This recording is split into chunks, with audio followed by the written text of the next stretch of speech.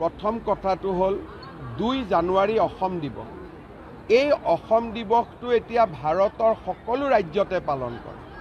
বহুতে কৈ আছে যে বিহাৰ দিৱস অসমত পালন হ'ব। অসম দিৱস পালন কৰে নেকি? অসম দিৱস প্ৰতিটো ৰাজ্যতে আজিকালি পালন কৰা হয়।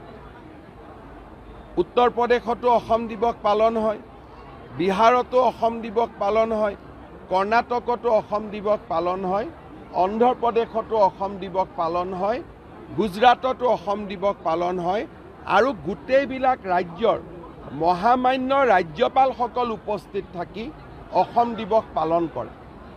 আৰু ভাৰতীয় জনতা পাৰ্টীয়েও গোটেই দেশত থকা অসমীয়া লোকসকলক লৈ প্ৰবাসী অসমীয়া সন্মিলন অনুষ্ঠিত কৰে।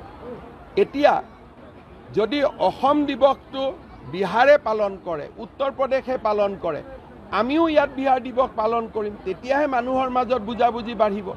গতিকে এই বিষয়টোলৈ ৰাজনীতিৰ কোনো কৰাৰ মিনিঙে নাথাকে।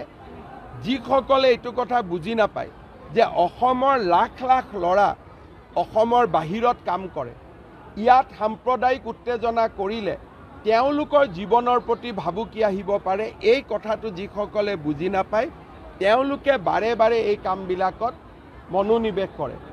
কালিৰ পৰা মই পাইছোঁ অসম দিৱস পালন কৰিব নেকি? আৰে গৌৰৱেৰে অসম দিৱস পালন কৰে। যোৱা কেইদিনমান আগতে পণ্ডিচেৰীত অসমৰ প্ৰফেচাৰে মোক চিঠি দিছে যে মই গোটেই অসম দিৱসটো পালন কৰোৱাত আগভাগ লৈছিলোঁ।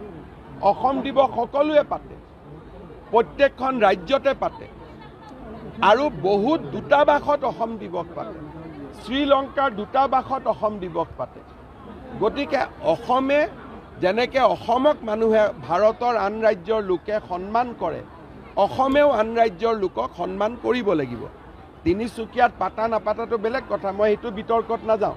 তিনিচুকীয়াত পাতক, গুৱাহাটীত পাতক, য'ত পাতক পাতক, কিন্তু যেতিয়ালৈকে বিহাৰ ৰাজভৱনত অসম দিৱস পালন হ'ব, ময়ো অসমত বিহাৰ দিৱস পালন কৰাত তাত কোনো বিৰোধিতা কৰাৰ মই কোনো যুক্তিয়ে দেখা নাপাওঁ।